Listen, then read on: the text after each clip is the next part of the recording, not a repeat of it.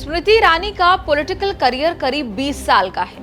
लोकसभा के 4 चुनाव लड़ी, एक में जीती, 4 में हारी। चुनाव हारने वाला कभी कुछ बिगड़ा नहीं, लेकिन बड़ा फायदा होता रहा। 2014 से स्मृति ईरानी की राजनीतिक ऐसी चमकी कि आसमान पर पहुंच गई। बस 2024 का चुनाव नहीं हारना था। 2024 के चुनाव की हार भारी पड़ रही है। कैसे कैसे अफवाहें उड़ रही हैं। 2014 के लोकसभा चुनाव में भाजपा ने राहुल गांधी के खिलाफ स्मृति ईरानी को उतारा। स्मृति ईरानी चुनाव तो नहीं जीत पाई, लेकिन राहुल गांधी को कड़ी टक्कर देकर वायरल हो गई। राजनीति एकदम से पीक पर पहुंच गई। बीजेपी के बड़े बड़े नेता देखते रह गए। स्मृति ईरानी की गिनती बीजेपी के टॉप नेताओं में होने लगी। लोकसभा चुनाव हारने के बाद भी मोदी ने सरकार में शिक्षा मंत्री बनाकर धमाका कर दिया। हालांकि डिग्री को लेकर इतना विवाद हुआ कि ज्यादा समय तक शिक्षा मंत्री नहीं रह पाई। फिर भी मोदी ने मंत्रालय बदल बदल कर 10 साल कैबिनेट मंत्री बनाए रखा।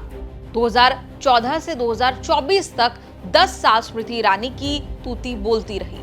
राहुल गांधी के खिलाफ बीजेपी की सबसे बड़ी असेट थी स्मृति ईरानी। स्मृति ईरानी को 2019 का लोकसभा चुनाव का टिकट मिल गया था। अमेठी में डटी रही। 2019 में राहुल गांधी को हराकर धमाका किया भी।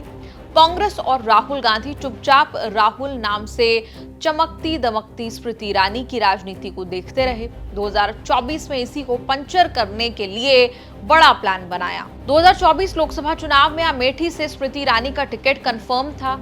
आखिर वक्त तक राहुल गांधी ने अमेठी आना कंफर्म नहीं किया। स्मृति ईरानी तो अमेठी से लड़ी, लेकिन राहुल गांधी पड़ोस की रायबरेली सीट से लड़े। अमेठी में कांग्रेस का उम्मीदवार बनाया कांग्रेस के एक सामान्य कार्यकर्ता किशोरी लाल शर्मा को। अमेठी में ये कांग्रेस का ट्रैप था, जिसमें स्मृति ईरानी और बीजेपी फंस गई। बड़ा खेल ये हुआ कि किशोरी लाल शर्मा ने स्मृति ईरानी को हरा दिया। किशोरी लाल कहां स्मृति ईरानी को हरा पाएंगे। बीजेपी का यही कैलकुलेशन फेल हुआ। स्मृति ईरानी के लिए ना तो कोई और सेफ सीट ढूंढी गई, ना कोई प्लान बनाया गया। हारने के बाद स्मृति ईरानी को बीजेपी ने उनके हाल पर छोड़ दिया। ना सरकार में मंत्री बनाई गई, ना राज्यसभा भेजने का तिकड़म लगाया, ना पार्टी में कोई जिम्मेदारी मिली। स्मृति ईरानी की राजनीति फिलहाल एकदम चौपट हाल में है। अब ये चर्चा जोर शोर से हुई कि एक्टिंग करियर से पॉलिटिक्स में आई स्मृति ईरानी फिर एक्टिंग में कमबैक कर रही हैं। अटकलें लगाने वालों ने इतना तक कंफर्म कर दिया कि टीवी के सबसे हिट सीरियल अनुपमा में स्मृति ईरानी टीवी में फिर एंट्री करेंगी। अमेठी से अनुपमा पहुंचाने वाली अटकलों को इसलिए मजबूती मिली कि अनुपमा फेम एक्ट्रेस रूपाली गांगुली ने सीरियल छोड़ दिया है।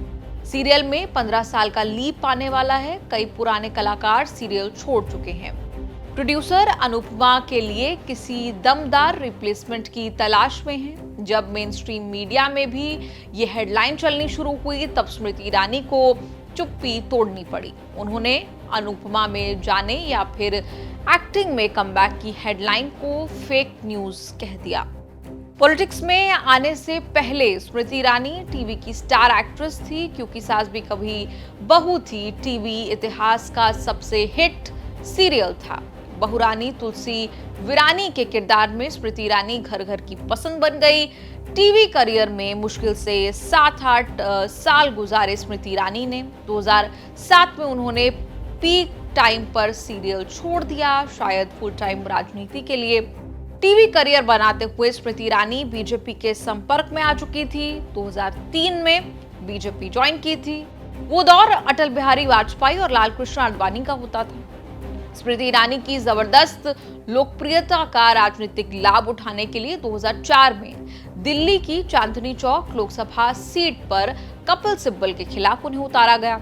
स्मृति ईरानी जीत तो नहीं पाई, लेकिन राजनीति में सक्रियता उनकी बढ़ गई। उन दिनों नरेंद्र मोदी गुजरात के सीएम होते थे और गुजरात दंगों के कारण घिरे हुए थे। एक दौर ऐसा भी आया जब बीजेपी में रहते हुए जोश जोश में स्मृति ईरानी ने मोदी के इस्तीफे की मांग कर दी थी। आगे चलकर स्मृति ईरानी और मोदी की ट्यूनिंग ऐसी बनी कि स्मृति ईरानी राहुल गांधी के टक्कर की नेता बन गई। 2011 में गुजरात सीएम मोदी ने अपने राज्य गुजरात से राज्यसभा सांसद बना दिया। 2014 के लोकसभा चुनाव में मोदी पीएम के उम्मीदवार बने तो स्मृति ईरानी को अमेठी में राहुल गांधी को हराने का जिम्मा मिला। जो 2014 में नहीं कर पाई वो 2019 में कर दिखाया, लेकिन 2024 की हार भारी पड़ रही है। स्मृति ईरानी बीजेपी में है, बस कहीं दिखाई नहीं दे रही। आपका इस पूरी रिपोर्ट पर क्या कुछ कहना है? कमेंट्स में लिखकर अपनी राय जरूर दें और देखते रहिए न्यूज़ तक।